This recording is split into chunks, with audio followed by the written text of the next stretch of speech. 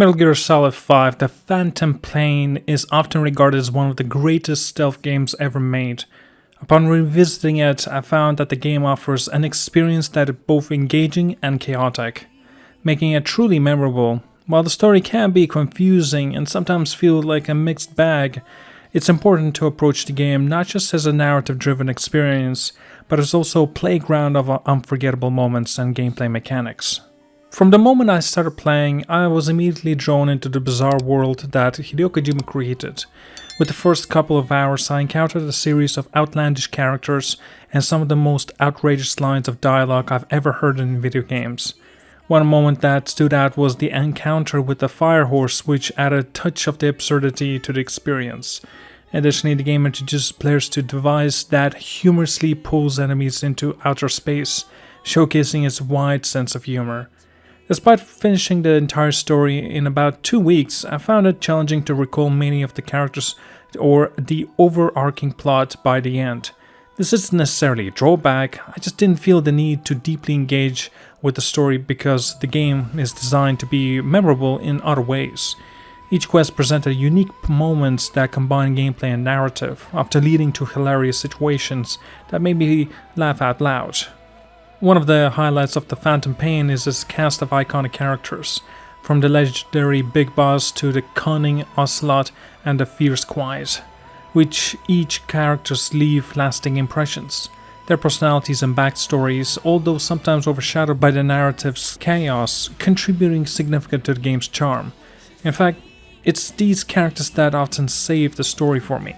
While the plot didn't captivate me as much as I hoped, the memorable cast provided enough intrigue to keep me engaged. Notable character, Quiet, is introduced about halfway through the game during the challenging sniper boss battle, which I found to be one of the more memorable encounters. After defeating her, players are faced with a choice: kill her or recruit her as an ally. Choosing to recruit her opens up some of the game's most insane and entertaining moments. However, Quiet sparked controversy upon release, as some critics argued that her portrayal was overly sexualized and detracted from her character. While I can somewhat understand the concerns, I personally didn't find it problematic. Konami clearly knew their audience, as they included a 100% completion bonus that allowed players to interact with Quiet in a more lighthearted manner.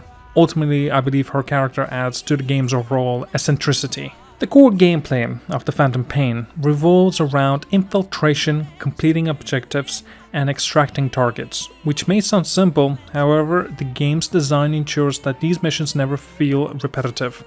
There are 3 critical aspects to consider in how you approach each mission: the resources available, the strategy you employ, and your ability to improvise when things go awry. Typically, I went into missions with a solid plan, only to have it disturbed by the game's relentless AI. The enemy AI is remarkably sophisticated, tracing your footsteps and responding to the gunfire. This realism adds a layer of tension, making you feel vulnerable even when you think you have everything under control. One standout feature of the Phantom Pain is the dynamic environments. For example, if you're in a tense standoff surrounded by enemies, a sudden sandstorm can provide an unexpected opportunity to turn the tide in your favor. Such scripted events keep the gameplay fresh and exciting. However, not every mission is flawless. There are a few that felt poorly designed, which can detract from the overall experience.